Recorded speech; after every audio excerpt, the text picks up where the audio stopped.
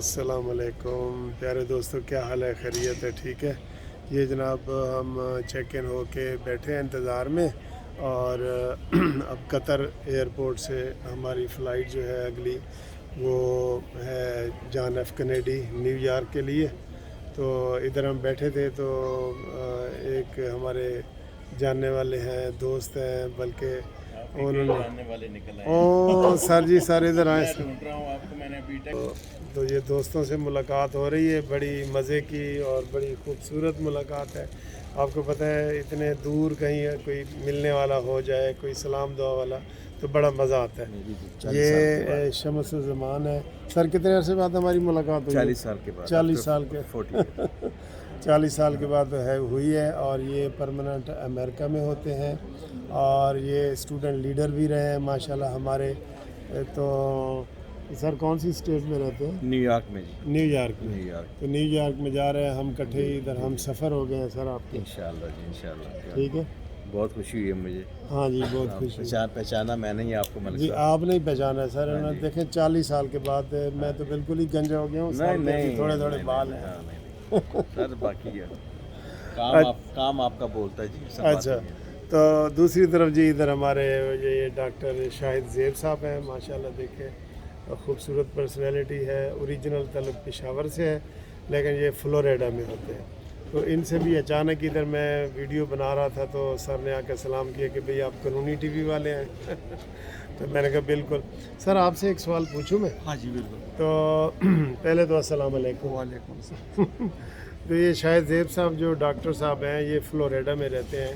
میں نے ان سے ایک سوال پوچھا ہے کہ عمران خان کی جو پاپولیرٹی ہے وہ اوورسیز میں واقعی ہے یا عمران خان ویسے کہتا ہے؟ کیا مسئلہ ہے؟ ہاں جی، اوورسیز میں عمران خان کی پاپولیرٹی ہے، یہ صحیح بات ہے. اس کی بڑی وجہ یہ ہے کہ پروپیگنڈا نواز شریف اور زرداری کے پیچھے اتنا ہوا ہے کہ وہ لوگ ان کو چور و ڈاکو سمجھتے ہیں. اور پھر عمران کو صادق اور امین کا جو خطاب ملا ہمارے جوڈیشری نے ان کو دے دیا. تو بس یہ لوگ کہتے ہیں کہ عمران خان جو ہے نا وہ پاکستان میں صرف ایک آدمی ایماندار ہے، باقی سارے چور ہیں. باقی ہاں جی. اور میری روزانہ اپنے دوستوں کے ساتھ لڑائیاں ہوتی ہے اور میں ان کو بتاتا رہتا ہوں کہ دیکھو پاکستان کے ساتھ سب سے بڑی غداری تو یہ ہے کہ IMF کے لیے ہم ایک روپے کے لیے ہم ترس رہے ہیں. اپنی پابندیاں بھی لگواتے ہیں. ہاں. اور شہباز شریف نے کہا کہ ہم ناک سے لکیریں لگوا لی ان لوگوں نے. اور یہ لوگ شوکت ترین ایسے وقت میں KP والے کو کہہ رہا ہے، پنجاب والے کو کہہ رہا ہے کہ تم خط لکھو. تو یہ کیا غداری نہیں ہے؟ بالکل غداری ہے. یہ اگر کوئی اور دوسرے صوبے کا بندہ ہوتا، KP کا، بلوچستان کا یا سندھ کا، تو یہ لوگ ان کو جو ہے نا غدار کرا لٹکا لیتے. بہت اچھی بات کی ہے ڈاکٹر صاحب آپ نے. یہ اور اس کو کوئی پوچھنے والا نہیں ہے. میں تو مجھے حیرانی ہوتی ہے کہ ہمارے یہ آرمی والے، یہ پولیس والے، یہ ہمارے وکلاء، یہ ہمارے ججز، عدلیہ، یہ سارے لوگ بالکل خاموش ہیں. اور روزانہ میرا خون کھولتا ہے جب میں دیکھتا ہوں کہ پاکستان میں یہ کیا چیزیں ہوتی ہے. اور لیکن ہم کچھ کر نہیں سکتے.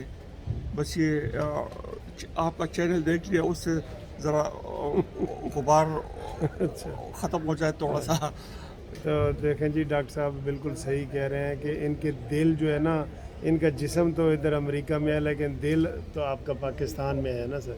تو پاکستان کے خلاف جب بھی کوئی بات ہوتی ہے تو یہ ان کے جو نا دل باقی تیز دھڑکنا شروع ہو جاتے ہیں. اور یہ IMF کے حوالے سے بڑی اچھی بات کی ہے انہوں نے کہ انہوں نے پاکستان کے خلاف خط لکھا ہے، اور اس کے اوپر بھی نہ عدلیہ بولی ہے، نہ ہماری افواج بول رہی ہیں. کوئی بھی عمران خان کو اسی طرح لاڈلا پھر رہا ہے، اور وہ تقریراً روزانہ 2 گھنٹے کی کرتا ہے. اور ایک سر میری ایک دوسری بات یہ ہے کہ اگر عطر من اللہ صاحب کہہ رہے ہیں کہ میں اس پہ یقین نہیں رکھتا تو توہین عدالت پہ، تو پھر ان لوگوں نے یہ سوموٹل ایکشن کیوں لیا تھا؟ بالکل یہ بھی بات ٹھیک ہے. اور یہ ان کو extra ordinary relief Imran Khan کو ہر جگہ سے مل رہا ہے. اور یہ تو ایسا ہے کہ اگر ایک بندہ ایگزام دے رہا ہو اور ممتحن آ کے اس کو کہہ دے کہ یہ تمہارا سوال غلط ہے، اس کو ٹھیک کر کے آؤ، کل لے کے کل ایسے ہی کیا.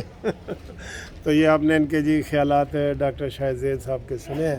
تو شمس صاحب تو ماشاءاللہ ہیں اسٹوڈنٹ لیڈر.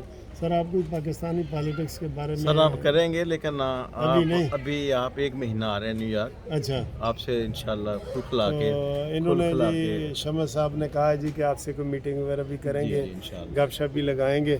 تو یہ کچھ خیالات تھے جو قطر ایئرپورٹ پہ آپ کے سامنے ہم نے پیش کیے ہیں. اس وقت ہم انتظار میں بیٹھے ہیں, تو ابھی جہاز میں بیٹھنے لگے ہیں. تو امید ہے آپ کو یہ والی ویڈیو پسند آئی ہوگی. منصف اوان کو قانونی ٹی وی سے اجازت دیجیے. Thank you. اللہ حافظ.